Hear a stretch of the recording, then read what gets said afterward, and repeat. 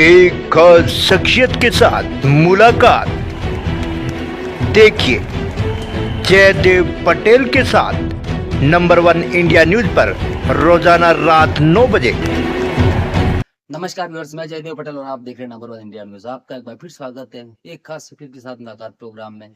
आज हम बात करेंगे असम के मुख्यमंत्री हेमंत बिस्वा शर्मा द्वारा लगातार दिए जा रहे विवादित बयान को लेकर के देश में नई सियासत शुरू हो गई है। ये सियासत इस वजह से भी खास है क्योंकि असम बीजेपी द्वारा ट्विटर हैंडल पर एक वीडियो शेयर किया गया विवादित असम के मुख्यमंत्री हेमंत बिस्वा शर्मा का, जिसमें शूटिंग रेंज पर हेमंत बिस्वा शर्मा की तस्वीर के साथ में एनिमेशन दिखाया गया, जिसमें टोपी और दाढ़ी वाले लोगों को निशाने पर दिखाया गया। आखिर इसके क्या मायने हैं? इन्हीं तमाम की बात के लिए हमारे साथ खास सामान्य राजनीतिक विश्लेषक फिरोज बख्त अहमद। फिरोज बख्त अहमद जी, आपका बहुत बहुत स्वागत है आज हमारे प्रोग्राम में। बहुत बहुत शुक्रिया आपका जयदेव भाई।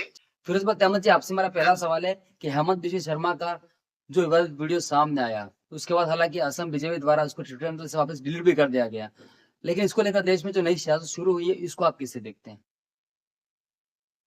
जयदेव भाई, आपको मेरी आवाज पहुंच रही है? जी आप मुझे सुन पा रहे हैं? जी जी जी, सुन पा रहा हूँ। अच्छा, ठीक है।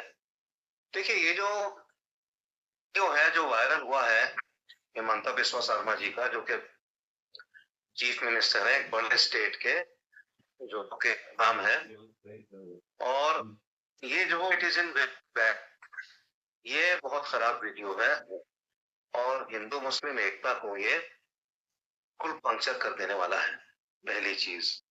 दूसरी चीज ये है कि मीडिया के अंदर इस तरह की चीजों को उठाना नहीं चाहिए, गैर जरूरी चीजें हैं, और इन चीजों को बढ़ावा देने से है कि किसी ने शरारत करी हो या असल में कुछ किया हो, ये चीजें अगर दबी रह जाए तो ज्यादा अच्छा है। तो देखिए, सदियों के पहलुओं से, शताब्दियों से हिंदू मुस्लिम ऐसे ही एक साथ रहते चले आ रहे हैं, जैसे दूध में शक्कर, ठीक है।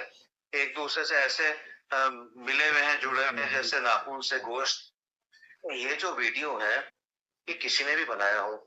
अब ये कहा जा रहा है कि ये जो वीडियो है हेमंत बिस्वा शर्मा जी का, जो एक जो एडमिनिस्ट्रेटिव सरकारी जो चैनल है, जो भी कुछ है, उस सिलसिले से इसको रिलीज किया गया। उसमें वो बंदूक की नाल ताने हैं दो मुसलमानों पे, जो जिसको कहते हैं कौन सी जो कैप है, स्कल कैप, उसमें वो है, और उनको मतलब, तो इसमें क्या है कि इस तरह की, अच्छा, हेमंत बिस्वा शर्मा से जब पूछा गया, उन्होंने कहा मुझे इसका नहीं पता।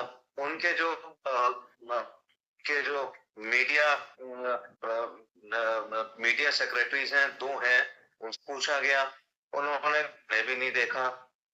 तो अब यह है कि बिल्कुल गैर जरूरी चीज है, उन्होंने देखा हो या नहीं देखा हो। फिरोज बख्त अहमद जी, क्या आपको लगता है कि बीजेपी सरकार असम में सियासी नफरत का शिकार कर रही है मुसलमानों को, और कहीं न कहीं इसको लेकर के हेमंत बिस्वा शर्मा का ये कहना है कि ये जो कहा गया है वो सिर्फ और सिर्फ बांग्लादेश के मुसलमानों के लिए, ऑल ओवर मुस्लिम समुदाय के लिए नहीं है?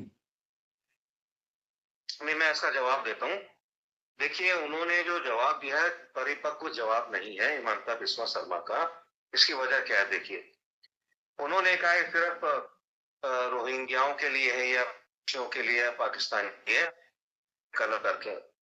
यह तो ऐसा है, जब सरकार हिंदू में बांटने देख रही है, ना ही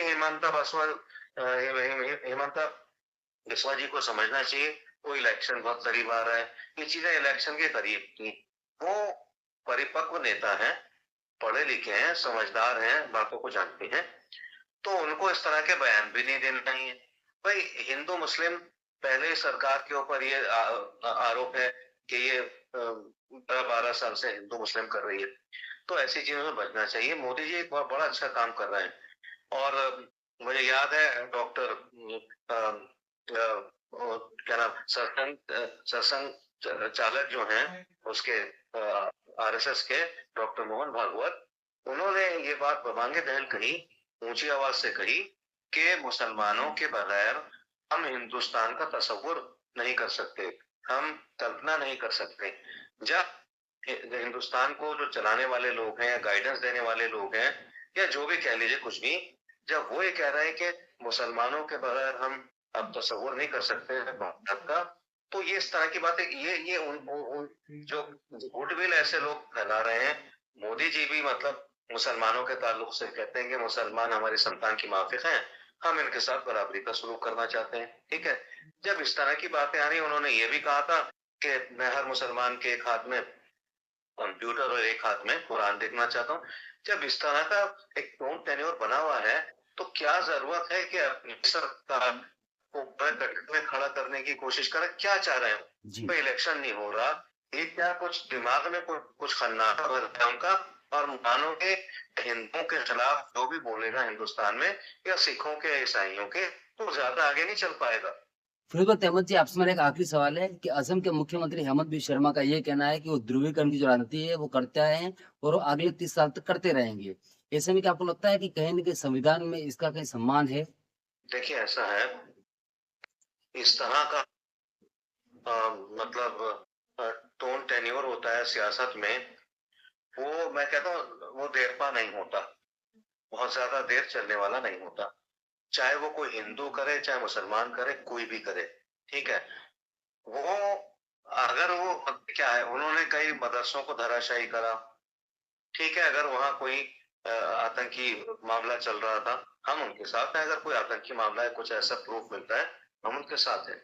ठीक है, फिर अगर वो सिर्फ इसलिए धराशायी कर रहे हैं मदरसों को कि हम उनको स्कूल बनाना चाहते हैं, ठीक है, लेकिन साथ ही साथ अगर मदरसे को धराशायी कर रहे हैं तो स्कूल की इमारत बनवाएं या उसी को स्कूल में कन्वर्ट करें। उनकी एक बात ठीक है, वो कहते हैं कि हम ये चाहते हैं मदरसों में बच्चे कुरान भी पढ़ें, मजहब भी पढ़ें और साथ जो है इंग्लिश, हिंदी, मैथ, साइंस ये भी पढ़ें।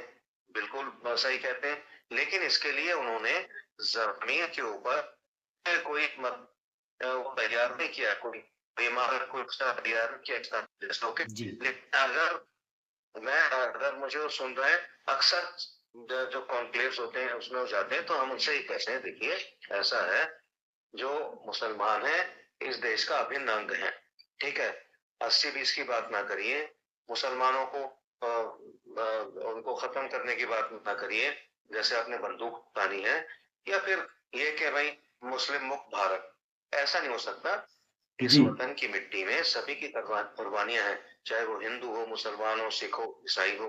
ठीक है, बात करनी चाहिए प्यार की, मोहब्बत की। प्यार मोहब्बत से कुछ भी जीता जा सकता है, लेकिन नफरत जो है, नफरत से मतलब कुछ नहीं हासिल किया जाता। अब उनको ये करना चाहिए, हम कौन होते हैं कहने वाले, हमारे क्या बिसात, लेकिन फिर भी उनको कहना चाहिए कि मुस्लिम, जैसे प्रधानमंत्री कहते हैं, मुस्लिम हमारी संतान की तरह है, हमारे भाई बहनों की तरह है, हम उनका भला चाहते हैं। ठीक है, कमियां हमारे अंदर भी है बतौर मुस्लिम, इसका मतलब ये नहीं है। जो देखिए सरकार में होता है, बड़ी जबरदस्त जिम्मेदारी होती है उसकी। जी।